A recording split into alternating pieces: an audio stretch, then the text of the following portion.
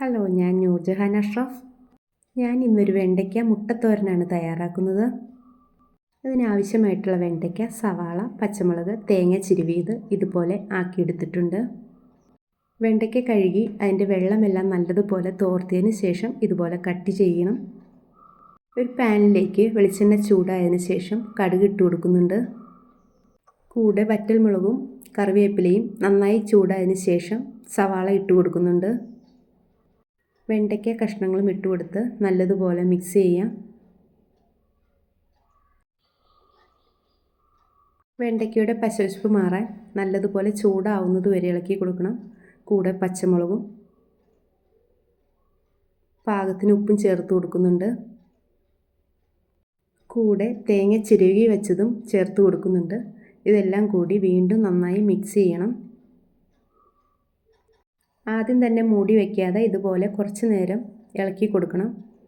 പാകത്തിന് മഞ്ഞൾപ്പൊടിയും ചേർത്ത് കൊടുക്കുന്നുണ്ട്.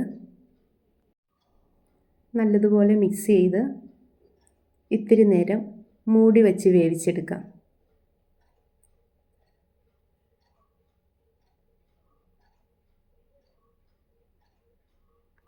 ഇപ്പോൾ വെണ്ടയ്ക്ക അത്യാവശ്യം വെന്തിട്ടുണ്ട്. വെണ്ടയ്ക്ക തോരനോട് ഇഷ്ടമില്ലാത്തവരും ഇതുപോലെ ഉണ്ടാക്കിയാൽ തീർച്ചയായിട്ടും ഇഷ്ടപ്പെടും.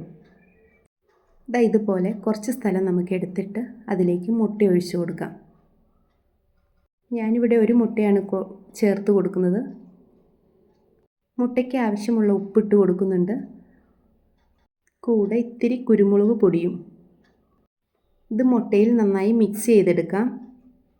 ഓൾറെഡി നമ്മുടെ വെണ്ടയ്ക്ക വെന്തതാണ്. മുട്ട വേവാൻ ഇത്രയും സമയം മാത്രം മതിയാവും. പിന്നെ മൊത്തത്തിലൊന്ന് മിക്സ് ചെയ്തെടുക്കാം.